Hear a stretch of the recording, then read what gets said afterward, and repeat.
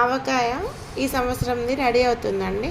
మా అమ్మ చూడండి, నేను వీడియో తీసేలోపే మామిడికాయ ముక్కలోకి ఆవపిండి, మంచి ఎండలో పెట్టిన ఆవాలను పొడి చేసి ఆవపిండి, వేయించిన మెంతులు జీలకర్ర పొడి, ముక్కలకి తగినంత ఉప్పు,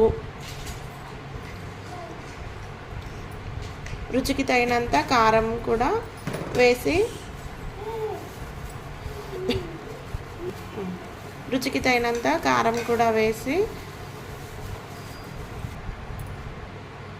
ఎల్లిపాయలు, పొట్టు తీసిన ఎల్లిపాయలు అన్నీ ఇలా వేసి మిక్స్ చేయాలండి.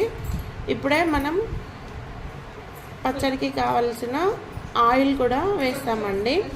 ఆయిల్ కూడా వేసి బాగా మిక్స్ చేసి ఇలా సీసపు జార్లో కానీ లేదంటే పచ్చడి సీసాలు దొరుకుతాయండి, వాటిని